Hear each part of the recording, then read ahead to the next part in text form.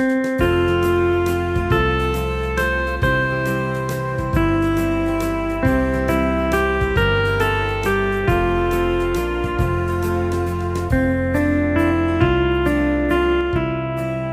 ibu bapak saudara terkasih dalam nama Tuhan kita Yesus. Semangat pagi. Bertemu kembali di channel Rionando Butar-Butar dalam khotbah 5 menit aja toko 5 untuk renungan harian. Renungan pada hari ini saya ambil dari kitab Roma pasal 12 ayat yang kedua. Demikian kesaksian firman Tuhan.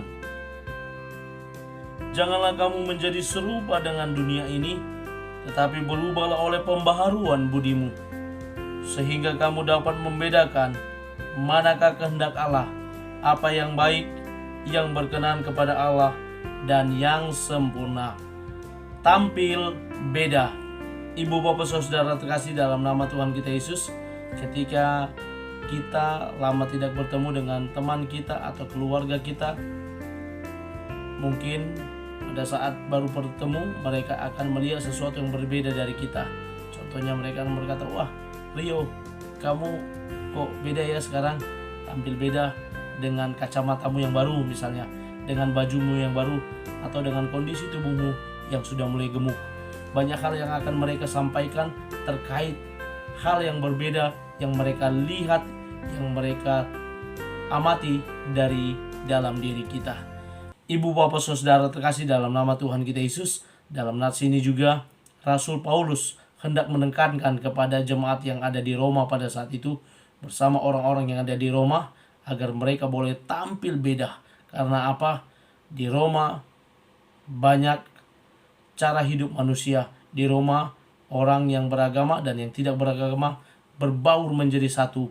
Orang yang hidup dengan kedagingan, orang yang hidup dengan kenikmatan duniawi berbaur menyatu dengan orang-orang Kristen yang ada pada saat itu. Sehingga Rasul Paulus merasa penting untuk mengingatkan mereka agar mereka boleh tampil beda dengan orang-orang yang ada di Roma pada saat itu yang belum menjadi percaya atau Kristen.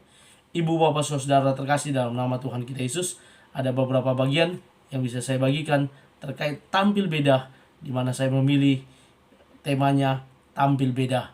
Yang pertama saya lihat apa yang dikatakan oleh Rasul Paulus, yakni untuk tampil beda, maka orang Kristen itu, orang percaya itu jangan mau dipengaruhi oleh dunia, jangan mau diintervensi oleh orang lain, apalagi mereka yang mempengaruhi, yang memprovokasi untuk hal-hal yang buruk, yang tidak baik.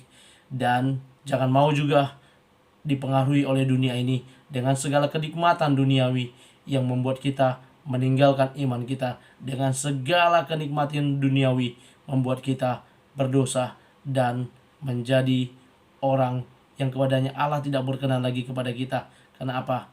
Kita sudah berpaling dari Allah, sehingga itu bisa membuat iman kita menjadi memudar dan berpotensi membuat kita jatuh ke dalam dosa.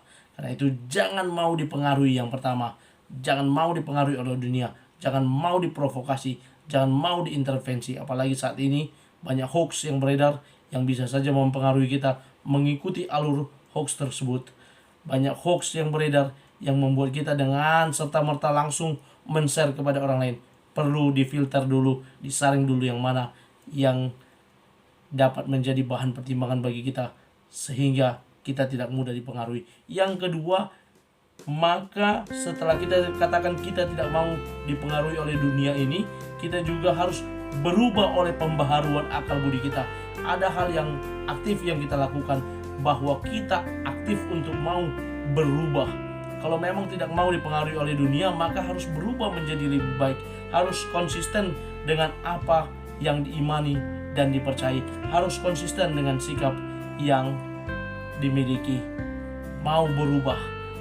Kalau kita sudah dapat dua hal ini, tidak mau dipengaruhi dunia dan mau berubah, maka selanjutnya kita akan dapat yang dikatakan oleh Rasul Paulus ini, yakni sehingga kamu dapat membedakan manakah kehendak Allah, apa yang baik, apa yang berkenan di hadapan Allah dan sempurna. Kita menjadi orang-orang yang peka mendengar suara Tuhan. Kita menjadi peka untuk berempati kepada orang lain. Kita kita menjadi orang-orang yang peka untuk terus-menerus melakukan kebaikan. Kita menjadi orang yang peka untuk terus memberitakan kabar baik kepada orang lain.